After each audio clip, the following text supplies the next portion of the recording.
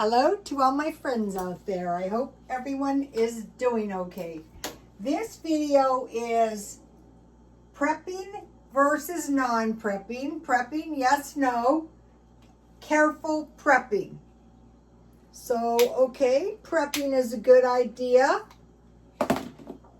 And careful prepping is a good idea. So, just to think about prepping food or stockpiling food. Stockpiling food for when there's nothing else to eat. And you're thinking, this goes back to the prepping, no prepping. So the no prepping people go, like me, I'm 70 years old. Has it ever been an occasion where I had nothing to eat? No. But then I've always been a food storage person. But this one, so we don't suffer. At my job, people used to suffer. I remember one lady and the kids ate old food in the refrigerator and got food poisoning. And I'm thinking, couldn't this have been avoided by freezing the food? That's being careful, right? But I mean, that's easy enough. It can happen to anyone. So, okay, so prepping versus non-prepping, careful prep. So I mentioned to you guys, coincidentally, I was reading Matthew 25 because the Master's Voice Celestial mentioned that if you want to know what is going to happen at the end of times, read Matthew 25. And it's short. So I thought, okay, I am just going to read this, carefully, like a careful prepper. And I've read it a million times and I'm thinking, I know this chapter, but all right, the very first parable is the foolish virgins and the wise virgins. So the foolish virgins, the foolish took lamps, but lamps with no oil. So they had some conception that they might need a lamp, but they didn't take any oil. So that was the first not careful thing they did.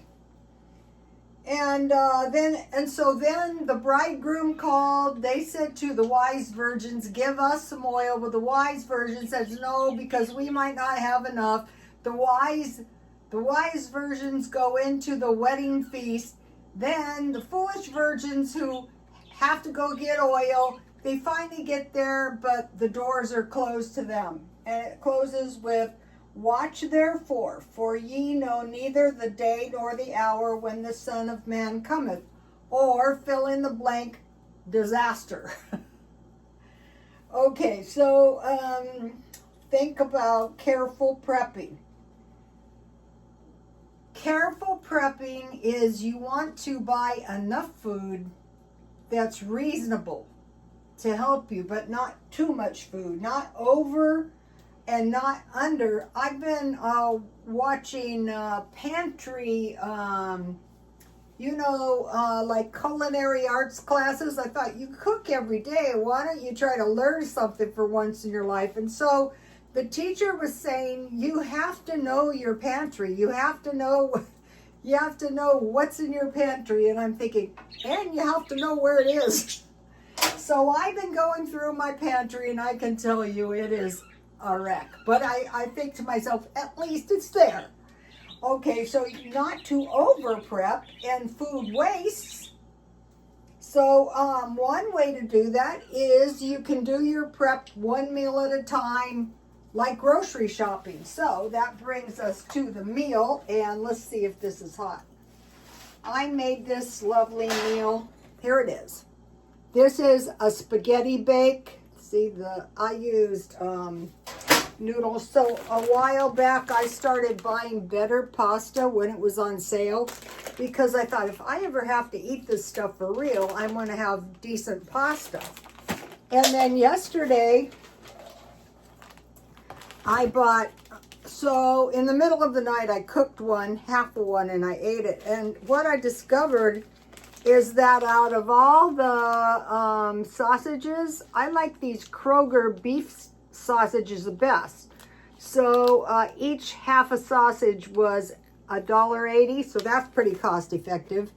And then I will do a product review on the pasta sauce. This is new at Dollar Tree, and I thought, great. And then I used 1 cup of pasta because I did a search, and so they say and that's very important to know so you don't waste or you don't make too much. A half a cup is 1 serving. So the sauce said it is 3.5 servings. So I wanted to go heavy on the sauce because I was using mostly cheese. And I will enjoy this. So what I had was no meat, and I had bought this marked down. So all it is pasta, spaghetti sauce, sausages, and cheese. That is it. And there's plenty for 1 person there, probably 3.5 meals, but I'll probably eat half at a time. So getting your food marked down. So we're going 1 meal. If you don't want to be wasteful, think about stockpiling enough food, like say 1 of these. So if you're going to have, remember the meal plan, spaghetti once a week, you would buy 4 of these per month. So, and then this could be hamburger, but I put parsley on there too, just because I think it tastes good.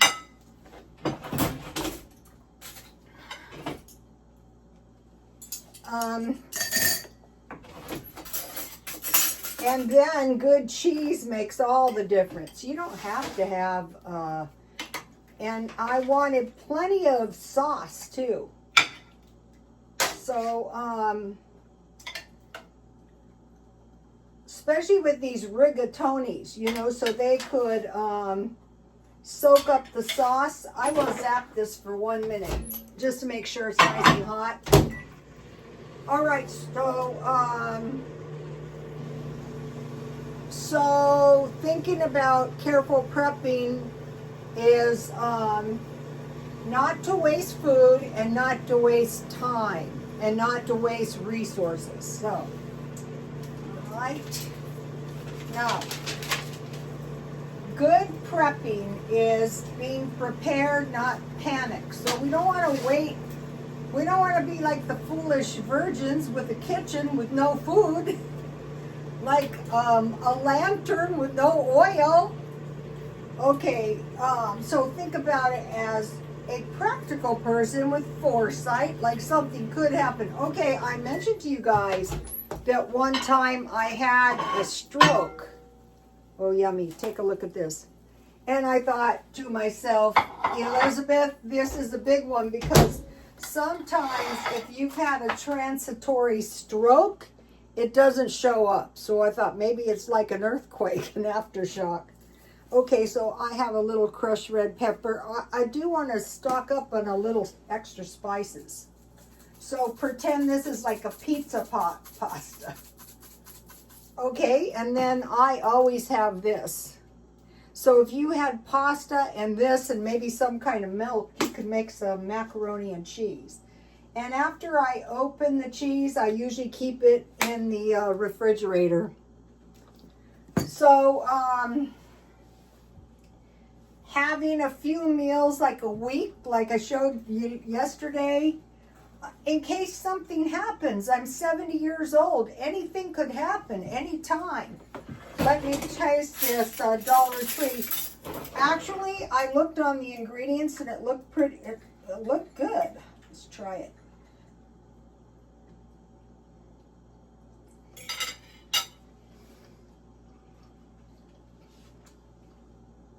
It tastes good, but it's really hard to taste it when it's boiling hot.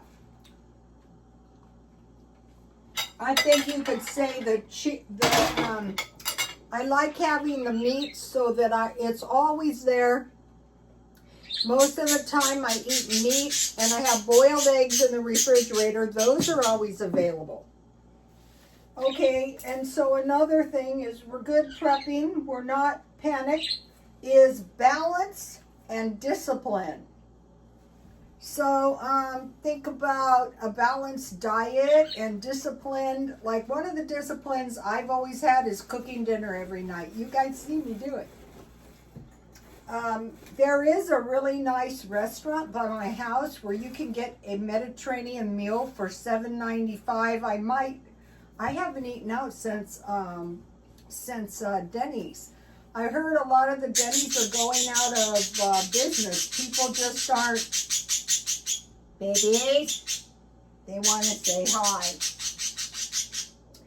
Calm readiness versus panic buying. Responsible for yourself and your family.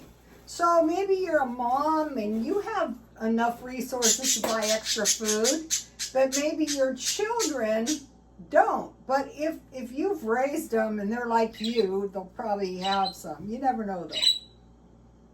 Building reserves gradually. Reserves of what? Simple things. Babies, I'm going to put you in the hall. Babies. You know who it is? I always say it's Sunny, and then you know what? Half of the time, Sunny is the green one. Sunny, okay, come on. You want to say hi? Say hi. Sweetie Pie? These guys are like my children. Come on over here. Come on. Okay, so let's hope this causes them to stop. They're very spoiled today. I was driving in the heat because it's very hard to find the proper food and stuff. China is on the rampage. Building reserves gradually, like water, food, medicine. I'm working on that one, like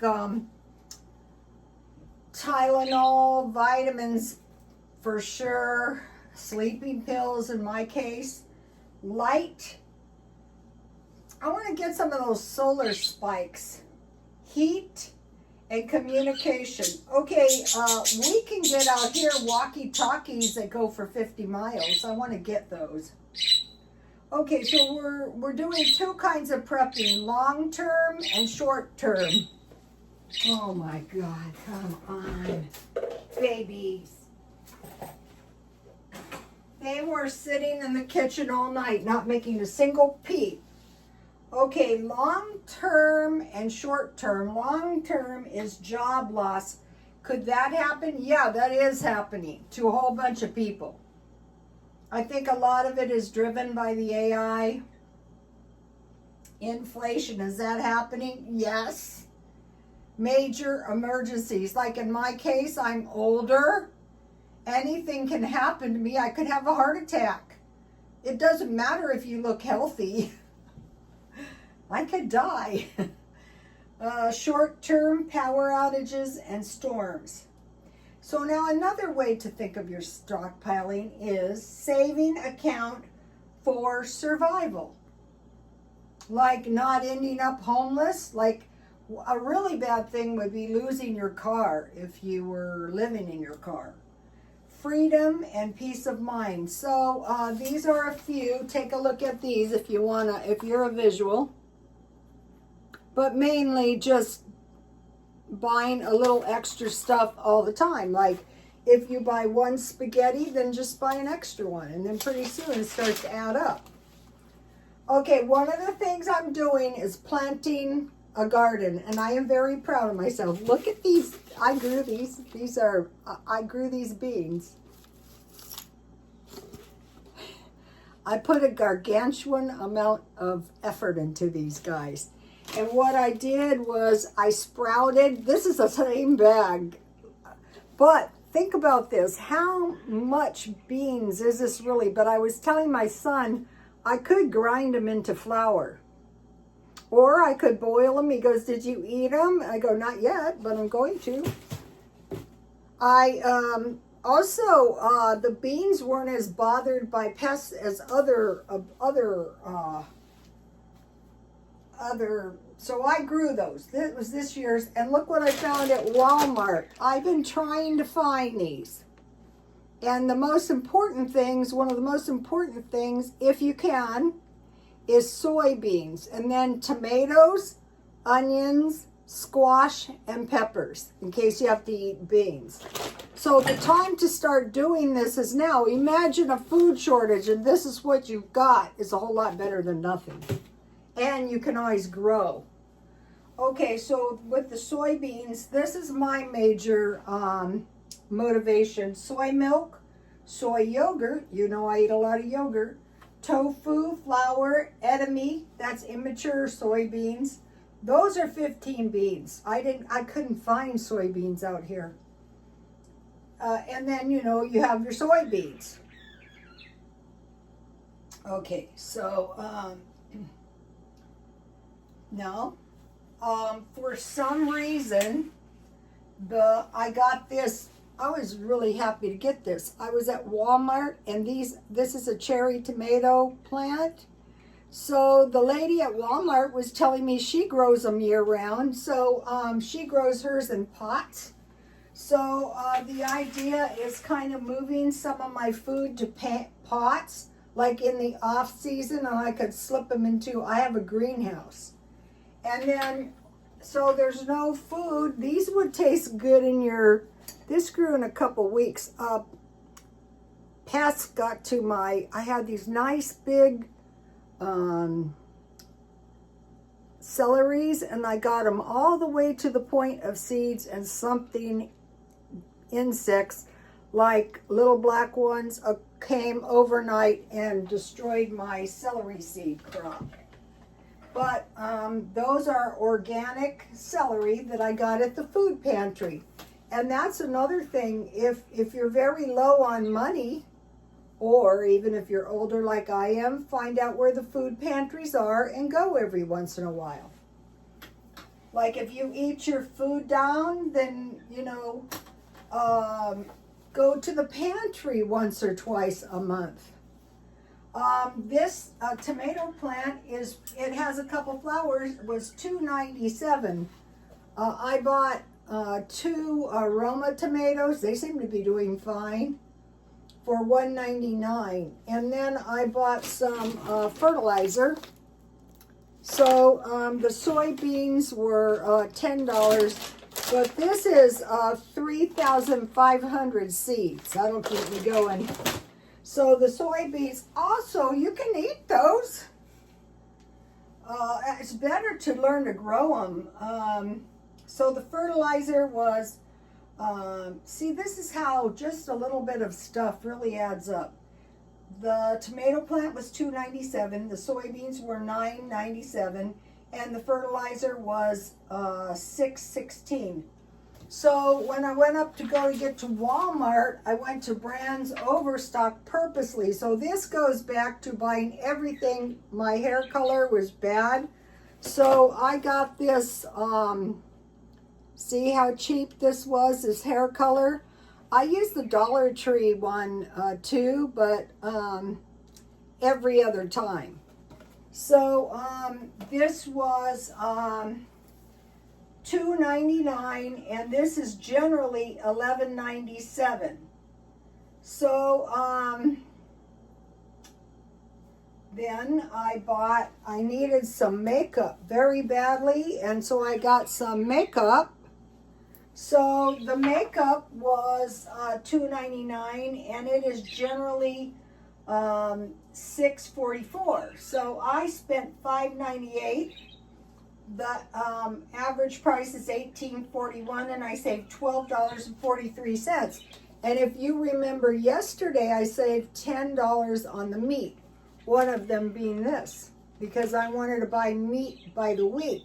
So if you buy your meat, just your meat, once a week, or just stock up like on the spaghetti sauce, the macaroni and cheese, stuff like that, and find out where the lowest possible price on everything is and make that a habit, it's going to make a big difference in time. And then I want to end up on some of the things I am going to be stockpiling pails, you know, with handles and buckets, the food grade buckets, because they're saying these are invaluable if something happens. And I thought they're invaluable just to be having them. I was washing my car with the big sponge and I had a pail, and I used the pail all over the place. And I thought, you have one pail, pick up a couple. Pails, buckets, sugar, meat, and oil. Okay, sugar and meat was very sparse during the Depression. So now when times are good, just pick up 10 pounds of sugar every now and then. And meat, I buy that canned, which is not the best, but it's a whole lot better than none. And then cooking oil. In my family, we always use Crisco. But during World War II, the people were actually starving. I mean, if you eat beans, you have to eat beans. It's going to be so bad without some lard. You can generate your, since I've been doing the carnivore diet, generate your oil off of your meat. Most of, like, I generated quite a bit of beef fat and pork fat, and then, you know, the butter. I've been trying to buy butter and dairy marked down. So careful prepping. Nothing crazy, just continuous. See you tomorrow. Please like, comment, and subscribe. And God bless you all. Bye.